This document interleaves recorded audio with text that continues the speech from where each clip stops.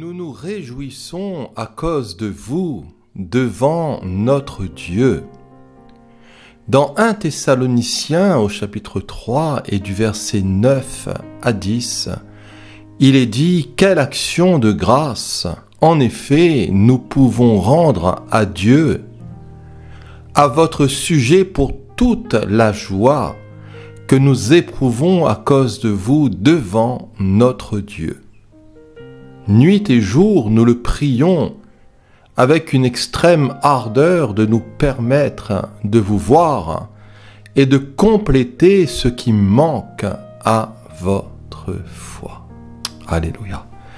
Dans la version Semeur, il est dit comment, en réponse, pourrions-nous assez remercier notre Dieu pour vous, pour toute la joie que vous nous donnez devant lui. Et la version Darby, car comment pourrions-nous rendre à Dieu assez d'actions de grâce pour vous, pour toute la joie avec laquelle nous nous réjouissons à cause de vous devant notre Dieu.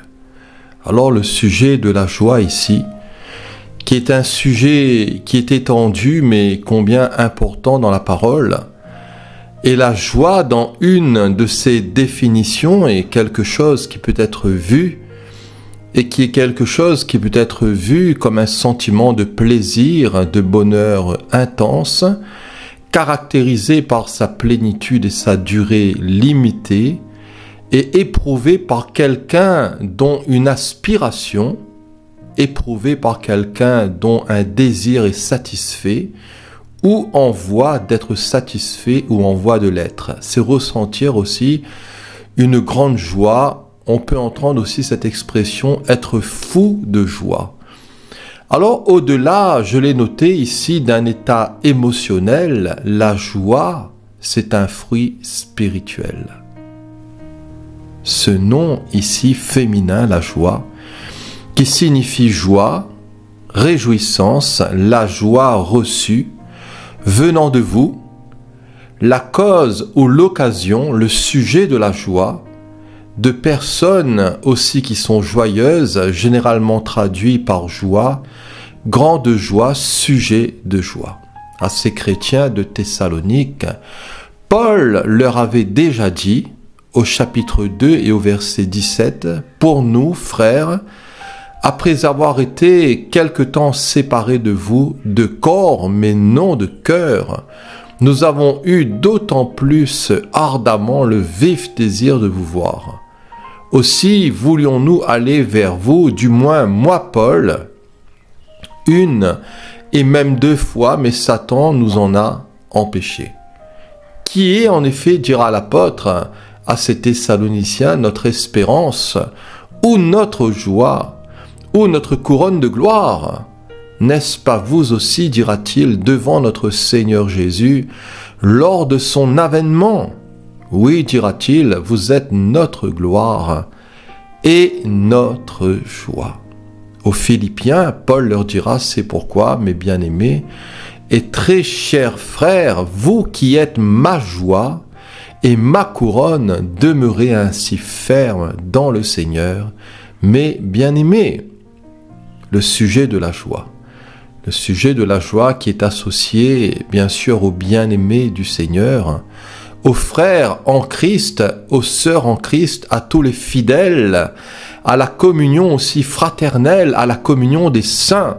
Tout cela fait partie du sujet de la joie de l'Église.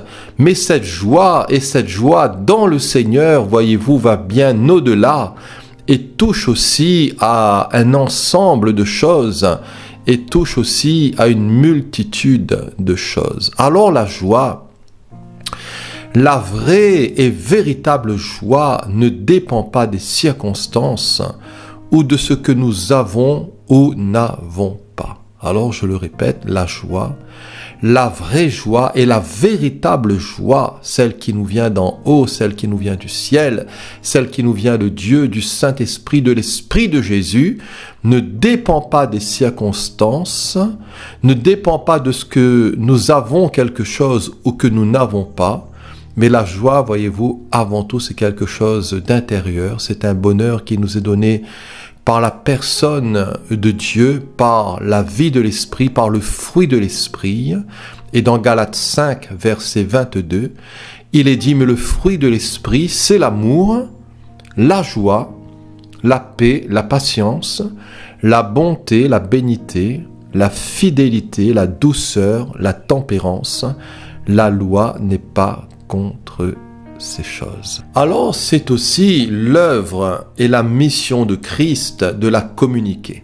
C'est aussi l'œuvre et la mission du Christ Jésus de nous donner cette joie. Dans Ésaïe 61, verset 1, il est dit « L'Esprit du Seigneur, l'Éternel, est sur moi.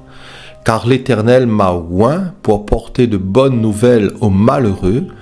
Il m'a envoyé pour guérir ceux qui ont le cœur brisé, pour proclamer aux captifs la liberté et aux prisonniers la délivrance, pour publier aussi une année de grâce de l'Éternel et un jour de vengeance de notre Dieu, pour consoler tous les affligés, pour accorder aux affligés de Sion, pour leur donner un diadème au lieu de la cendre, une huile de joie au lieu du deuil, un vêtement de louange au lieu d'un esprit abattu, afin qu'on les appelle des térébinths de la justice, une plantation de l'Éternel pour servir à sa gloire. Alors la véritable joie, c'est l'œuvre, voyez-vous, et la mission de Christ que de nous la communiquer. Et Ésaïe, voyez-vous, a fait prophétiser déjà tout cela bien avant la venue du Christ Jésus en chair, mais nous savons que c'est lui vraiment le sujet de notre joie. C'est lui qui, par le Saint-Esprit, nous communique, nous donne cette joie.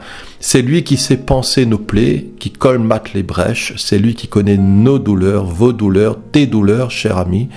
Peut-être toi qui m'écoutes, tu souffres, tu n'es plus là dans la louange, mais tu es dans un esprit abattu parce que tu as été cassé, voilà, cassé dans ton existence, cassé par une chose, cassé par une autre, et tu as besoin de consolation, tu as besoin de la grâce de Dieu, peut-être même que tu as le cœur qui est fendu et ton cœur a besoin aussi d'être guéri. Tu as besoin de retrouver la liberté, la délivrance, la grâce de Dieu, et le Seigneur sera là pour panser nos plaies, je le crois, pour nous consoler.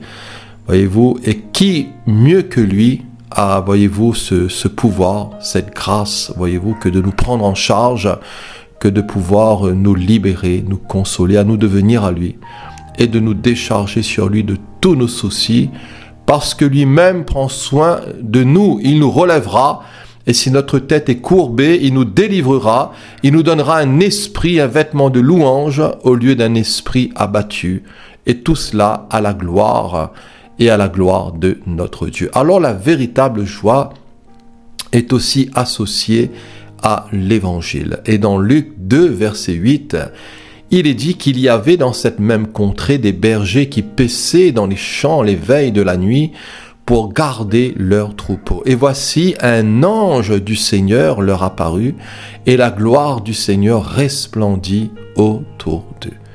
Ils furent saisis d'une grande frayeur, mais l'ange leur dit « Ne craignez point, car je vous annonce une bonne nouvelle, qui sera pour tout le peuple le sujet d'une grande joie, c'est qu'aujourd'hui, dans la ville de David, il vous est né un sauveur qui est le Christ, le Seigneur. » Alors merci Seigneur pour cette véritable joie qui est associée au Christ Jésus, à sa venue en chair, de ce Christ glorieux, de son œuvre, de son triomphe aussi, puisqu'il a vaincu l'ennemi. Il est venu sur cette terre dans un ministère glorieux, magnifique, incomparable.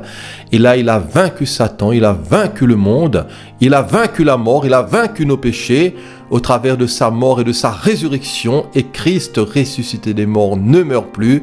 Et tout cela est un sujet de joie pour moi, personnellement, dans mon cœur. Je me réjouis de la venue du Christ Jésus en chair, de mon Sauveur, de mon Seigneur personnel. Et c'est vrai, bien que Jésus ne soit pas né le 25 décembre, il est né dans la période du début avril. Néanmoins, voyez-vous, dans la pensée, il est toujours bon de célébrer la venue, voyez-vous, et du Christ Jésus, de celui qui a fait le déplacement. Et personnellement, pour moi, tous les jours, je me réjouis de sa venue. Tous les jours, c'est Noël pour moi. Tous les jours, voyez-vous, c'est Pâques. Tous les jours, voyez-vous, je vis aussi la vie de Pentecôte, de l'Esprit de Dieu. Tous les jours et chaque jour, je m'associe à ses fêtes. Je m'associe à son projet, à son programme de grâce et d'amour. Il est mon Sauveur, il est mon Seigneur. Et son évangile me console. Son évangile me procure de la joie, qui est une joie, voyez-vous, qui est indescriptible, qui est une joie qui n'est pas comparable à la joie de ce monde. Et nous n'avons aucune crainte à avoir, quoi qu'il se passe, voyez-vous, face à tous les tourments de cette existence, et que ce monde vienne à plier, voyez-vous, sous son péché comme une vieille cabane, que ce monde, voyez-vous, vienne être là, dans un état terrible, et de plus en plus, voyez-vous, terrible. Pour nous, nous savons que notre joie est à l'intérieur de nous. Cette joie, c'est le Christ, c'est sa présence, c'est son esprit, c'est sa parole, ce sont ses promesses, c'est l'alliance qu'il a fait avec nous, qui est en tout point de vue bien réglé et qui nous donne et qui nous offre une pleine garantie, une pleine sécurité. Notre joie est associée à la venue du Christ Jésus, de notre Sauveur, de son œuvre, de ses mérites, de son sang, de sa chair, de son corps, du tout accompli de la croix, où nous avons un plein salut uniquement par la foi, uniquement en croyant en celui qui justifie l'impie par son sang. Ce n'est pas le sang des taureaux, de vaches, de boucs, ce n'est pas le sang de quelque bête que ce soit, mais c'est le précieux sang du Christ Jésus, comme d'un agneau sans défaut et sans tache, lui l'immaculée conception, lui le sans péché. Voilà, je le rappelle que Jésus n'est pas mort pour ses péchés, il n'en avait pas, mais il est bien mort pour mes péchés, cher ami, il est mort aussi pour tes péchés, pour te libérer, pour que tu ne sois pas un jour condamné, mais plutôt sauvé. Alors cette joie, c'est la joie du salut. Cette joie, c'est la joie de la délivrance. Et elle est promise, voyez-vous, à tous ceux qui ont la foi. Elle est promise à tous ceux qui aiment le Seigneur. Elle est promise aux croyants. Dans le psaume 132, verset 13, « Oui, l'Éternel a choisi Sion. Il l'a désiré pour sa demeure. C'est mon lieu de repos à toujours. J'y habiterai car je l'ai désiré. Je bénirai sa nourriture. Je rassasierai de pain ses indigents. Je revêtirai de salut ses sacrificateurs. » Comme c'est merveilleux ici. Voyez-vous cette joie d'être revêtu du salut d'en haut. Et ses fidèles pousseront des cris de joie. Alors je répète ce verset 16 du psaume 132. « Je revêtirai de salut ses sacrificateurs et ses fidèles pousseront des cris de joie. Là, j'élèverai la puissance de David. Je préparerai une lampe à mon oint.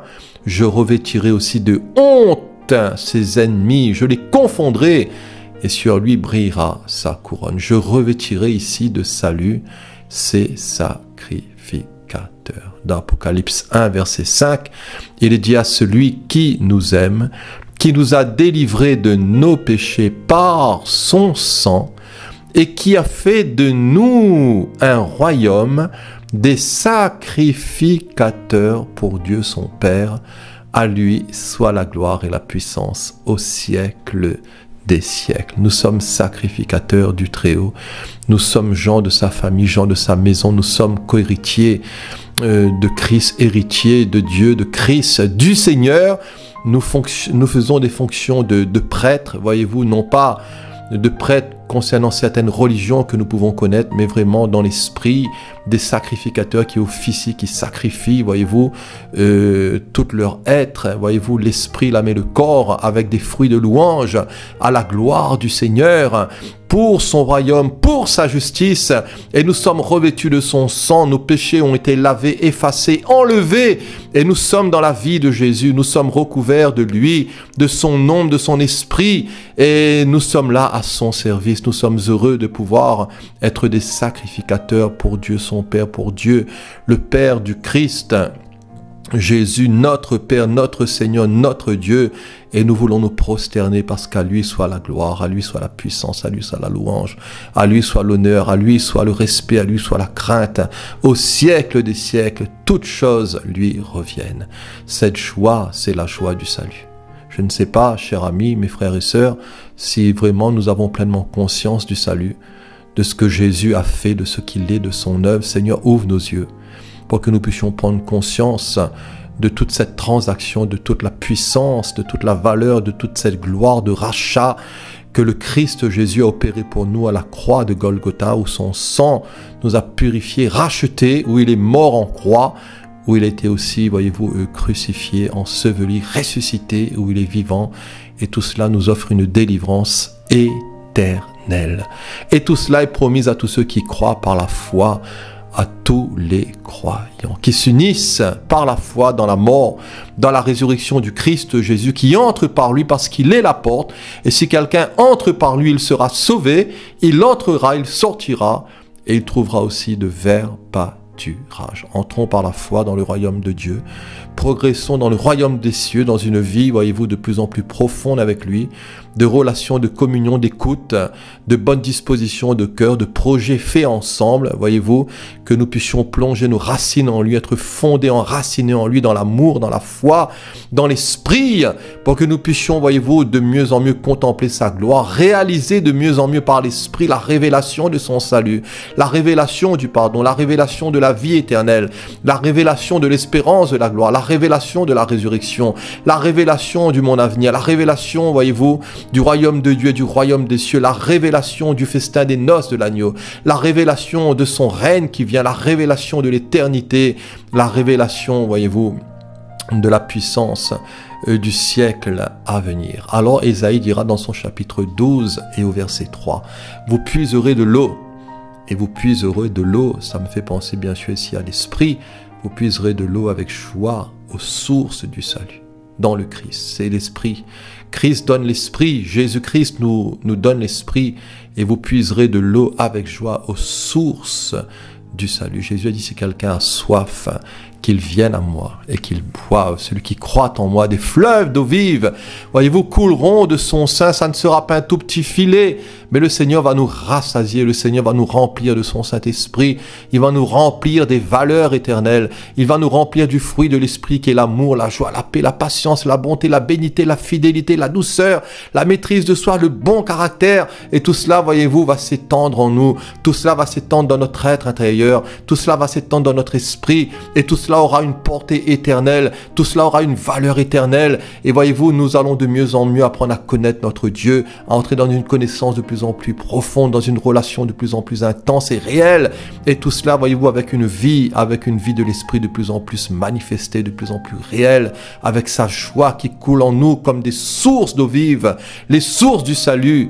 Et vous direz en ce jour-là, mais louez l'Éternel, invoquez l'Éternel, son nom, publiez ses œuvres parmi les peuples, il en est digne, ses œuvres sont grandes et redoutables, recherchées par tous ceux qui les aiment. Peuple, cherchez votre Dieu, abandonnez les faux dieux, recherchez l'Éternel Dieu, le seul et l'unique vrai Dieu, manifesté au travers du Père, du Fils et du Saint-Esprit, au travers du Père, du Christ et de l'Esprit de Dieu. Rappelez-la, voyez-vous, et rappelez la grandeur du nom de l'Éternel Dieu. Célébrez-le, célébrez Dieu, célébrez le Seigneur, célébrez le Maître du monde, célébrez, voyez-vous, Adonai, car il a fait des choses magnifiques. Il a fait les cieux et la terre, la mer et tout ce qui s'y trouve. Il nous a formés, tissés dans le sein de notre mère. Il nous a façonnés et nous a formés. Qu'elle soit connue par toute la terre, toutes ses œuvres. Alors pousse des cris de joie, dira le prophète Ésaïe au chapitre 12 et au verset 6. Pousse des cris de joie et d'allégresse, habitant de Sion, car il est grand au milieu de toi, le Saint d'Israël. Pousse des cris de joie. Ne retiens pas, mais crie à plein gosier. Prie-le, invoque-le, loue-le. Voilà, adore-le, remercie-le. Sois rempli de reconnaissance, de gratitude. Sois un bon, un fidèle serviteur, un bon gérant. Que Dieu puisse trouver en toi de bonnes dispositions. Que tu puisses aussi travailler de mieux en mieux à l'œuvre du Seigneur. Collaborer avec le Saint-Esprit et te laisser forger, te laisser tailler, te laisser façonner par le Seigneur. Et au chapitre 61, au verset 10, il est dit, « Je me réjouirai en l'Éternel. Mon âme sera ravie d'allégresse en mon Dieu. Je me réjouirai en l'Éternel. Mon âme sera ravie d'allégresse. En qui? En mon Dieu, car il m'a revêtu des vêtements du salut. Il m'a couvert du manteau de la délivrance, comme le fiancé s'orne d'un diadème, comme la fiancée se pare de ses joyaux.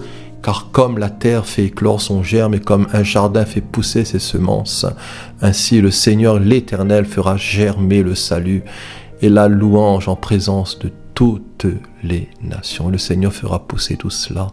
Voyez-vous, à la gloire de son nom, il multipliera, il bénira la joie. Notre joie, c'est aussi d'avoir nos noms écrits dans les cieux. Je l'ai noté. Notre joie, la joie, c'est d'avoir nos noms écrits dans les cieux. Et dans Luc 10, verset 17, les 70 revinrent avec joie, mais disant, Seigneur, les démons même nous sont soumis en ton nom. Alors Jésus leur dit, je voyais Satan tomber du ciel comme un éclair. Voici, je vous ai donné le pouvoir, dira-t-il, de marcher sur les serpents, de marcher sur les scorpions et sur toute la puissance de l'ennemi, et rien ne pourra vous nuire. Cependant, dira le Maître, Jésus le Christ, cependant ne vous réjouissez pas de ce que les esprits vous sont soumis, mais réjouissez-vous plutôt de ce que vos noms sont écrits dans les cieux. Réjouissez-vous de ce que vous êtes connus d'en haut de mon Père. Réjouissez-vous de ce que vous faites partie de ma famille.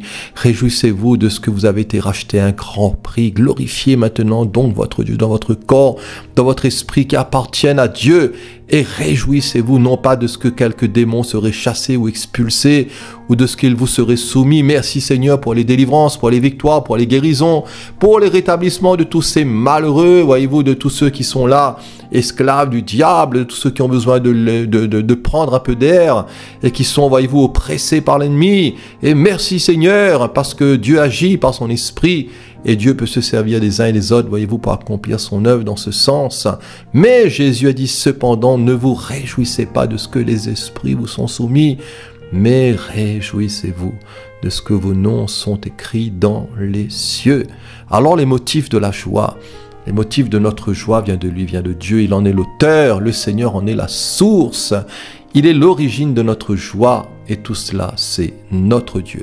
Dans le psaume 149, verset 2, il est dit « Louez l'Éternel, chantez à l'Éternel un cantique nouveau, chantez ses louanges dans l'assemblée des fidèles, qu'Israël se réjouisse en celui qui l'a créé, qu'Israël se réjouisse en celui qu'il a créé. » Habakkuk, lui, dira « Toutefois, je veux me réjouir en l'Éternel.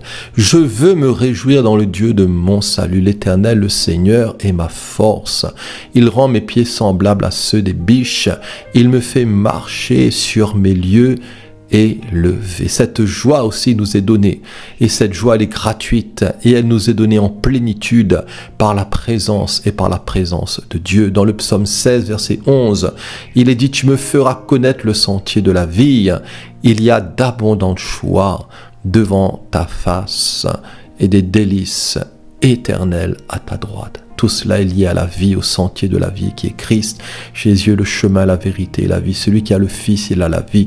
Celui qui n'a pas le Fils n'a point la vie, mais la colère de Dieu demeure sur lui. Tu me feras connaître le sentier de la vie. Il y a d'abondantes joies devant ta face, des délices éternelles à ta droite. Jésus est assis à la droite du Père. Il prie, il intercède pour nous. Toute notre joie est due à lui, à cause de lui, en lui, par lui, au travers de son Saint-Esprit, pour la gloire de notre Père, de notre Dieu. Et nous sommes tous, voyez-vous, tous ses enfants, tous ceux qui sont nés de lui, tous ceux qui sont unis à lui par la foi. Nous sommes tous appelés à servir Dieu dans cet esprit, dans un esprit de louange et de joie. Dans le psaume 100, il est dit, qui est un psaume de louange, poussez vers l'Éternel des cris de joie. Vous tous, habitants de la terre, servez l'Éternel. Avec joie, venez avec allégresse en sa présence. Sachez que l'Éternel est Dieu, c'est lui qui nous a fait et nous lui appartenons. Nous sommes son peuple et le troupeau de son pâturage. Alors entrez dans ses portes avec des louanges, dans ses parvis avec des cantiques. Célébrez-le, bénissez son nom, car l'Éternel est bon et il n'y a de bon que Dieu seul. Sa bonté dure toujours et sa fidélité de génération en génération. Alors il nous faut le servir avec joie. Cher ami, pour ma part, je suis heureux, je jubile quand j'ai toujours cette possibilité de servir le Seigneur envers et contre tout, malgré des fois la faiblesse, les limites humaines, les incompréhensions, la maladie, les soucis, les combats, les fatigues et les nuits perdues, voyez-vous. Mais c'est toujours avec joie que je sais à mon Dieu. Le Seigneur le sait parce qu'il le mérite. Et tout cela, voyez-vous, est d'une grande importance pour moi. Toujours dans l'allégresse, toujours venir dans sa présence, toujours nous réjouir en celui en qui nous appartenons, parce que nous sommes à lui, il est à nous, nous sommes son peuple et le troupeau que sa main conduit, le troupeau de son pâturage. Alors la vraie joie, la joie spirituelle, la joie de l'esprit, la joie de Dieu est engendrée par la parole de Dieu. Cette joie n'est pas éphémère, elle n'est pas temporelle, mais elle est éternelle. Et la vraie joie, la joie spirituelle, la joie d'en haut, la joie du Seigneur est engendrée par la parole du Seigneur. Dans Jérémie 15, verset 15, « Tu sais tout, dira le prophète, tu sais tout, ô Éternel. » Et c'est vrai, il n'y a rien de caché devant notre Dieu. Le Seigneur sonde les cœurs et les reins. Alors souviens-toi de moi. Ne m'oublie pas, dira le prophète. Venge-moi de mes persécuteurs. Le pauvre Jérémie. Ne m'enlève pas, dira-t-il, tandis que tu te montres lent à la colère. Sache que je supporte l'opprobre à cause de toi. Il dira au verset 16 de son chapitre 15, « J'ai recueilli tes paroles. Je les ai dévorées. Tes paroles ont fait la joie. » Voilà. Tes paroles ont fait la joie et l'allégresse de mon cœur, car ton nom est invoqué sur moi, Éternel Dieu des armées. Dans un contexte de persécution, dans un contexte d'abandon, dans un contexte de rejet, dans un contexte de déportation, dans un contexte de trahison, voyez-vous, avec des faux prophètes, avec, voyez-vous, de tous ceux qui annonçaient que des chimères, alors que le jugement de Dieu était à la porte. Jérémie puisait ses forces en son Dieu. Jérémie, voyez-vous, recueillit les paroles du Seigneur et il les dévorait, il les serrait dans son cœur. Et tout cela faisait la joie de son âme parce que le nom du Seigneur était sur lui, était invoqué par lui et reposé sur lui. Et voyez-vous, il est bon pour nous, quelles que soient les situations, de recueillir ces paroles. Voyez-vous, de faire notre. Et Jésus a dit que si quelqu'un m'aime, il gardera ma parole, cette parole qui est une lampe à mes pieds, une lumière sur mon sentier. Et le psalmiste avait raison de dire, je serre ta parole dans mon cœur, afin de ne pas pécher contre moi. Alors ayons soif, ayons faim, dévorons cette parole, ces promesses, et elle fera aussi la joie de notre cœur, quelles que soient les situations. Jérémie, le prophète persécuté, il a su trouver sa force en son Dieu, dans sa communion avec son Dieu. Et dans l'évangile de Matthieu, Jésus dira, heureux, voilà, heureux serez-vous lorsqu'on vous outragera, voilà, qu'on vous persécutera, heureux serez-vous, et qu'on dira faussement de vous toutes sortes de mal à cause de moi. Réjouissez-vous, dira le Maître, et soyez dans l'allégresse, parce que votre récompense sera grande dans les cieux, car c'est ainsi qu'on a persécuté les prophètes qui ont été avant vous, cher ami. Peut-être que tu es dans les larmes, peut-être que tu es un mal-aimé, peut-être que tu es un incompris, pourtant tu t'appliques à servir le Seigneur, mais tu déranges, voilà, tu déranges peut-être les systèmes religieux, voilà, et les chrétiens, voyez-vous, qui sont là, mais qui sont encore dans la chair, voilà, et qui sont là encore que dans les balbutiements, ils ne te comprennent pas, parce que toi tu apprends à marcher par l'esprit, tu t'approches de plus en plus de ton Dieu, voilà, et tu es rejeté, tu es méprisé, et tu vas souffrir, parce que la chair combat toujours l'esprit. Et ne t'étonne pas, peut-être même au sein de ta famille, voilà, on va te prendre, en haine, on va te prendre peut-être même en dégoût. Tout cela pourquoi? Parce que le nom de l'Éternel est invoqué sur toi. Alors ne pleure pas, ne te lamente pas, mais Jésus dira, mais réjouis-toi plutôt. Sois plutôt dans l'allégresse, parce que tout cela c'est à cause de moi. Tout cela c'est à cause de mon nom. On dit des faussetés sur toi, on dit des calomnies, on dit des ragots sur toi. Voilà, on est là pour te salir, on est là pour te casser. On est là, voilà, pour raconter des choses qui sont fausses à ton sujet, pour dire toute espèce de mal. Mais voilà, ne te lamente pas, voilà, ne te laisse pas abattre, mais réjouis-toi, lève ta tête, regarde vers le Maître, sois dans l'allégresse, non seulement parce que ta récompense sera grande là-haut, dans les cieux, mais parce que ceux qui ont été avant toi, à l'instar des prophètes et de bien d'autres, ils ont connu aussi ces moments que tu connais. Alors savoir se réjouir et savoir se réjouir même dans les épreuves. Et dans 1 Pierre 1 verset 1, il est écrit, Pierre, apôtre de Jésus-Christ, à ceux qui sont étrangers et dispersés dans le Pont, la Galatie, la Cappadoce, l'Asie et la Bithynie, qui sont élus selon la prescience de Dieu le Père, par la sanctification de l'Esprit, afin qu'ils deviennent obéissants et qu'ils participent à l'aspersion du sang de Jésus-Christ. Que la grâce et la paix vous soient multipliées. Béni soit Dieu, dira l'apôtre, le Père de notre Seigneur Jésus-Christ, qui selon sa grande miséricorde nous a régénérés pour une espérance vivante par la résurrection de Jésus-Christ d'entre les morts, pour un héritage qui ne se peut ni corrompre, ni souiller, ni flétrir, lequel vous est réservé dans les cieux. À vous qui, par la puissance de Dieu, êtes gardés par la foi pour le salut prêt à être révélé dans les derniers temps. Et au verset 6, l'apôtre dira, c'est là ce qui fait votre choix.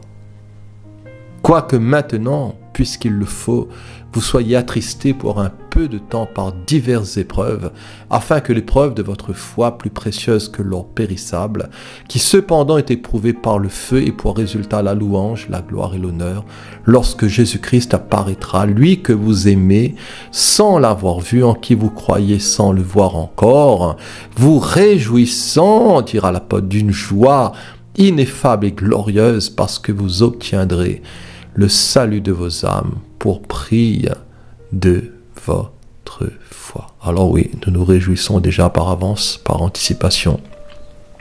Et même si nous passons creuser, même s'il y a le feu de l'épreuve, pour éprouver, voyez-vous, là aussi notre foi, mais nous pouvons, voyez-vous, être remplis d'actions de grâce, bénir notre Dieu, le Père de notre Seigneur aussi, dans sa grande bonté, lui qui nous a régénérés, qui nous a fait naître d'en haut, qui nous a fait naître une seconde fois, pour une espérance éternelle et glorieuse et magnifique qui nous est réservée dans les cieux par la résurrection du Christ Jésus d'entre les morts. Voyez-vous, un héritage qui sera glorieux, qui sera magnifique, un poids éternel de gloire qui ne peut pas être volé.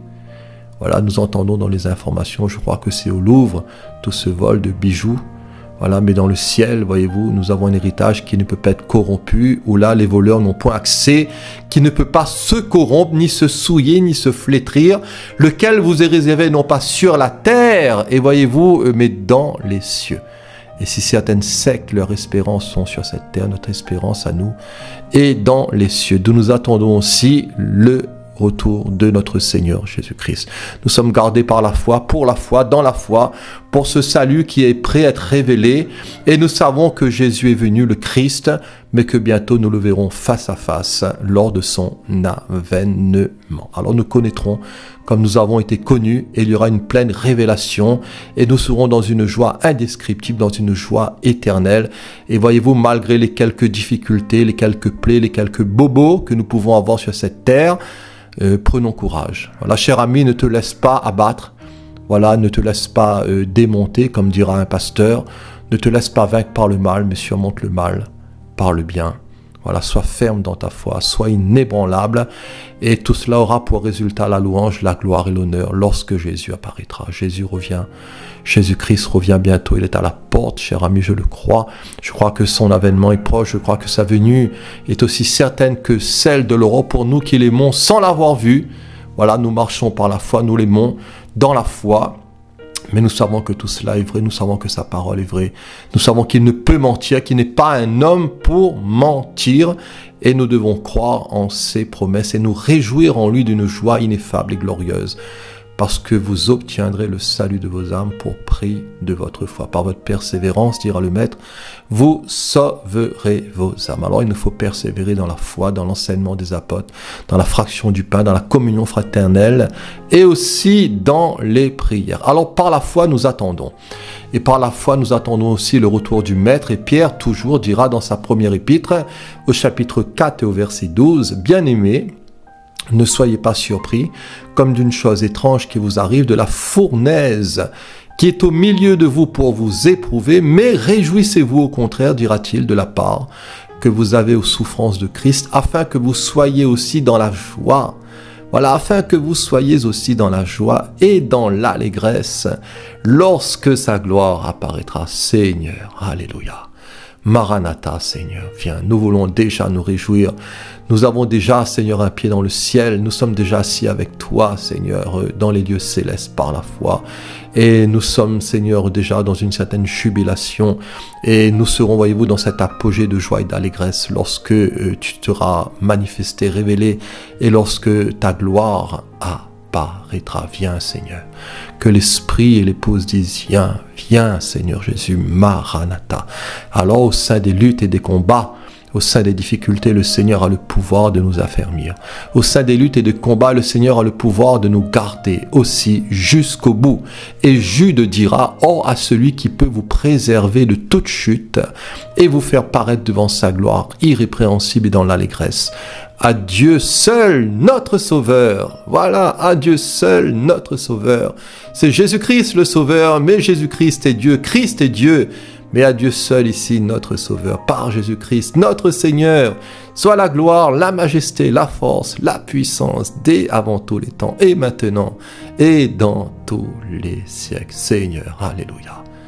L'auteur de l'Épître aux Hébreux, lui, nous exhortera.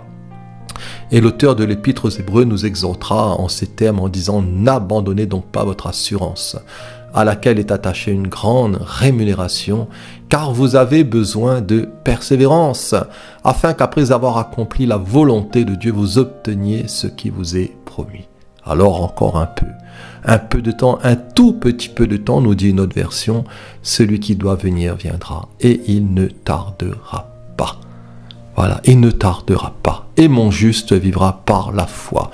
Mais, dira l'auteur de l'Épître aux Hébreux, s'il se retire, mon âme ne prend pas plaisir en lui. Nous ne sommes pas de ceux qui se retirent pour se perdre, mais de ceux qui ont la foi pour sauver leur âme. Cher ami, quelle folie que de vouloir retourner en arrière, un peu comme la femme de Lot, qui a été transformée en statue de sel, et la facture a été salée, voyez-vous.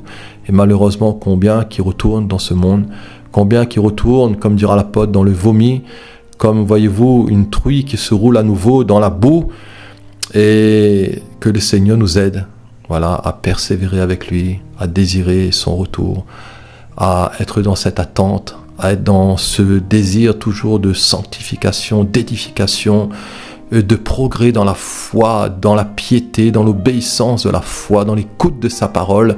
Voyez-vous, nous ne sommes pas de ceux qui se retirent pour se perdre. Quelle folie de se retirer pour se perdre, pour retourner dans un monde de ténèbres, pour retourner avec le diable et tous ses cliques de démons, avec Satan, avec ses jougs, avec tous ses pouvoirs maléfiques, avec l'esprit du mal. Non, nous ne voulons plus ces choses. Mais nous voulons avancer dans les choses du Seigneur. Nous voulons sauver nos âmes. Nous voulons persévérer. Nous voulons avoir les yeux fixés sur lui. Lui, le chef et le consommateur de notre foi. Et nous ne voulons pas abandonner la foi. Nous ne voulons pas abandonner cette assurance que nous avons, qu'il a mis, qu'il a plantée en nous. Parce qu'à tout cela est attaché une grande récompense. Et nous avons besoin, voyez-vous, de progresser. Nous avons besoin d'avancer. Nous avons besoin de persévérer afin d'accomplir la volonté du Seigneur, afin d'être ce qu'il veut, afin de devenir ce qu'il veut, afin d'aboutir à son projet et de pouvoir pénétrer dans l'éternité et dans l'état qu'il a voulu. Voyez-vous, dans une pleine maturité, dans une vie remplie de l'esprit, dans une vie de consécration, afin que nous n'ayons point honte, que nous ne puissions pas rougir, que nous ne soyons pas trouvés, voyez-vous, dévêtus ou nus, mais que nous soyons recouverts du sang de l'agneau, que nous soyons recouverts du manteau de la justice, que nous soyons recouverts de son salut, afin d'obtenir ce que le Seigneur nous a promis. Alors encore un peu de temps, un tout petit peu de temps. Jésus ne t'a pas oublié, cher ami, mon frère, ma soeur, il doit venir et il reviendra, il ne tardera pas. Alors tiens-toi prêt, voilà, dépouille-toi, revêt-toi de lui, courage, relève ta tête et ne prends pas garde à tous ceux qui pourraient ricaner, ne prends pas garde à tous ceux qui voudraient te décourager, voilà.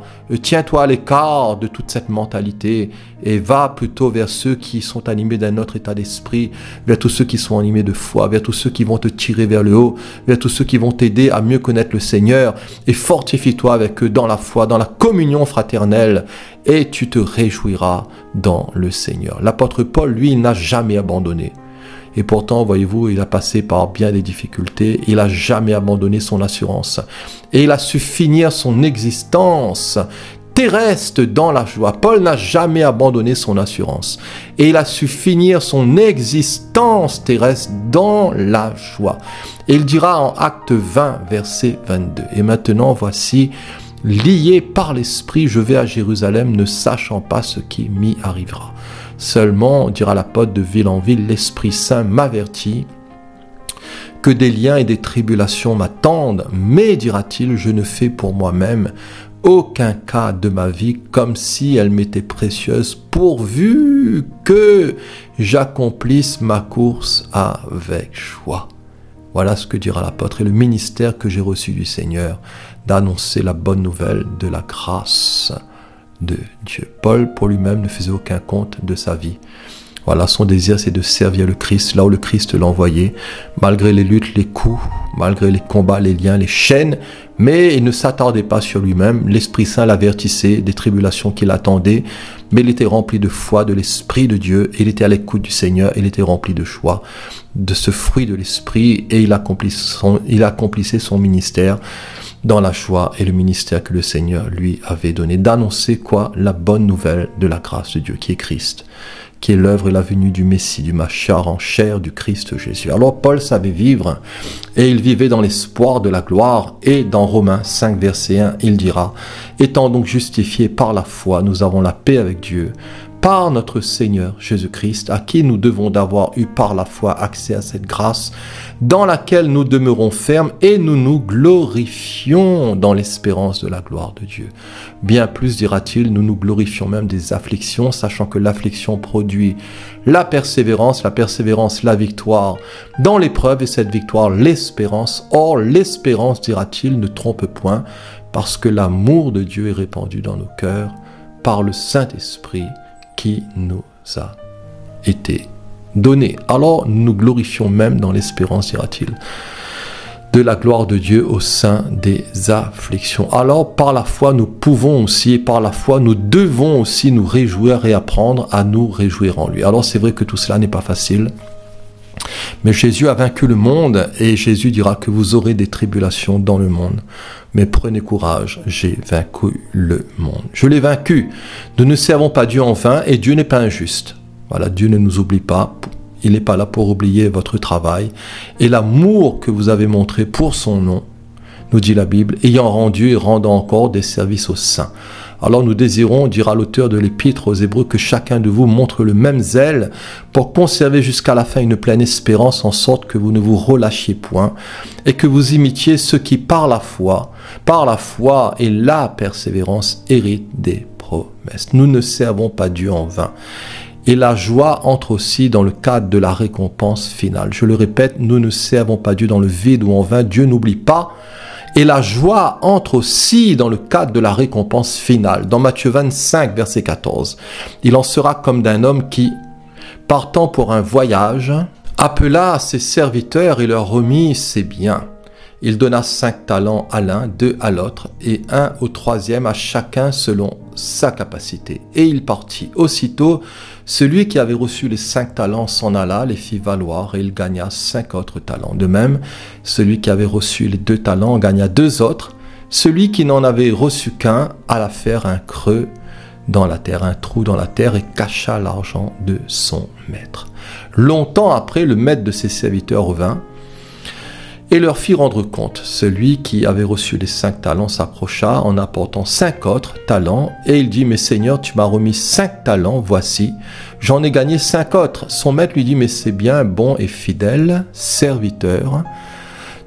Tu as été fidèle en peu de choses, je te confierai beaucoup. Entre dans la joie de ton maître. » Celui qui avait reçu les 2 talents s'approcha aussi, et il dit, « Seigneur, tu m'as remis 2 talents, voici, j'en ai gagné 2 autres. » Son maître lui dit, « C'est bien, bon et fidèle serviteur, tu as été fidèle en peu de choses, je te confierai beaucoup. Entre dans la joie, voilà, de ton maître, entre dans la joie de ton maître. » Celui qui avait reçu qu'un talent s'approcha ensuite, et il dit, « Mais Seigneur, je savais que tu es un homme dur, qui moissonne où tu n'as pas semé et qui amasse où tu n'as pas vanné. J'ai eu peur et je suis allé cacher ton talent dans la terre. Voici, prends ce qui est à toi. » Son maître lui répondit, « Mes serviteurs méchants et paresseux, tu savais que je moissonne où je n'ai pas semé et que j'amasse où je n'ai pas vanné. Il te fallait donc remettre mon argent au banquier, et à mon retour, j'aurais retiré ce qui est à moi avec un intérêt. Alors ôtez-lui donc, dira le maître, le talent, et donnez-le à celui qui a les 10 talents. Car on donnera à celui qui a, il sera dans l'abondance, mais à celui qui n'a pas, on ôtera même ce qu'il a. Et le serviteur inutile, jetez-le dans les ténèbres du dehors, où il y aura des pleurs et des grincements de dents. » Voilà, des grincements de dents. Alors si nous avons enterré quelque chose, il nous faut le déterrer. Voilà, ne soyons pas comme ce méchant serviteur ici, voilà, qui était là plutôt sous la loi que sous la grâce, qui était là, voyez-vous, qui n'avait pas compris les choses d'en haut, qui avait mal compris son maître, voilà, et qui n'était pas un bon serviteur, qui n'était pas rempli d'agathos, voyez-vous, le mot bon qui signifie agathos, c'est-à-dire la vie de l'esprit, mais qui était plutôt, voyez-vous, animé là de peur, qui était animé plutôt, voyez-vous, d'autre chose que de la vie de l'esprit. Alors faisons valoir d'une manière intelligente, avec l'aide du Seigneur, ce que le Seigneur nous donne, faisons-le fructifier, avec l'aide de l'Esprit, avec la grâce de Dieu. Voilà, soyons audacieux, soyons entrepreneurs. Voilà, le Seigneur nous donne à tous des occasions, chaque jour, voyez-vous, de pouvoir travailler pour lui, de pouvoir œuvrer pour lui d'une manière ou d'une autre, non pas pour être sauvés, mais parce que nous sommes sauvés. Nous ne faisons pas les choses pour être sauvés, mais nous le faisons parce que nous sommes sauvés. Nous sommes dans un état d'esprit plutôt de louange et d'adoration, de remerciement. Et nous voulons être aussi agathos, nous voulons être trouvés de bons et de fidèles serviteurs pour entendre dire dans la bouche de notre Maître, entre aussi dans la joie de ton maître. Cela sera merveilleux. Voilà des récompenses finales dans la joie de notre maître. Alors pour terminer, pour conclure, ne nous trompons pas de but. Voilà, ne nous trompons pas aussi de type de joie. Voilà, ce monde nous offre que des joies temporelles et éphémères. Mais voyez-vous, ayons des buts qui soient sains, des projets qui soient nobles, et que Christ vraiment soit notre but et sa joie aussi, qu'elle puisse nous animer. Ne nous trompons pas de but, de joie. Et c'est une vanité, voyez-vous, que de la chercher dans les choses terrestres. Le sage dira dans Ecclésiaste 2, verset 1, « J'ai dit en mon cœur, allons, et je t'éprouverai par la joie, et tu goûteras le bonheur. Et voici, c'est encore là une vanité, dira-t-il. J'ai dit du rire insensé. Et de la joie, à quoi sert-elle? Je résolus en mon cœur de livrer ma chair au vin, tandis que mon cœur me conduirait avec sagesse, et de m'attacher à la folie jusqu'à ce que je visse ce qu'il est bon pour les fils de l'homme de faire sous les cieux pendant le nombre des jours de leur vie. Alors le sage dira, au verset 4, « J'exécutai de grands ouvrages, je me bâtis des maisons, je me plantai des vignes, je me fis des jardins et des vergers, et j'y plantai des arbres à fruits de toute espèce. Je me créai des étangs pour arroser la forêt où croissaient les arbres. J'achetai des serviteurs et des servantes, et j'eus leurs enfants nés. Dans la maison, je possédais des troupeaux de bœufs et de brebis, plus que tous ceux qui étaient avant moi dans Jérusalem. Je m'amassai de l'argent et de l'or et les richesses des rois et des provinces. Je me procurai des chanteurs et des chanteuses et les délices des fils de l'homme, des femmes en grand nombre. Je devins grand, plus grand que tous ceux qui étaient avant moi dans Jérusalem, et même ma sagesse demeura avec moi. Tout ce que mes yeux avaient désiré, je ne les ai point privés. Je n'ai refusé à mon cœur, dira-t-il, aucune joie, car mon cœur prenait plaisir à tout mon travail, et c'est la part qui m'en est revenue. Puis dira-t-il, j'ai considéré tous les ouvrages que mes mains avaient faits, et la peine que j'avais prise à les exécuter, et voici, tout est vanité. Voici, tout est poursuite du vent, et il n'y a aucun avantage à tirer, dira-t-il, de ce qu'on fait sous le soleil. Et au chapitre 12, le sage donnera cette exhortation. Mais souviens-toi plutôt, dira-t-il, de ton Créateur pendant les jours de ta jeunesse, avant que les jours mauvais arrivent et que les années s'approchent où tu diras « je n'y prends point plaisir ». Au verset 13, « Écoutons la fin du discours, dira-t-il, crains Dieu et observe ses commandements, c'est là ce que doit faire tout homme, car Dieu amènera toute œuvre en jugement, dira-t-il, au sujet de tout ce qui est caché, soit bien, soit mal. » Voilà, chers amis, frères et sœurs, soyez bénis, j'étais très heureux de partager ce simple message avec vous concernant la joie, concernant le fait de se réjouir en lui. Voilà, je souhaite de tout cœur que le Seigneur vous bénisse abondamment, que vous soyez renouvelés, fortifiés, encouragés. Et je remercie le Seigneur pour sa parole, pour sa grâce, pour le soutien de son esprit. Je vous remercie aussi pour votre écoute, pour vos prières. Et que Dieu vous bénisse tous. Et à la prochaine, Dieu voulant. Amen.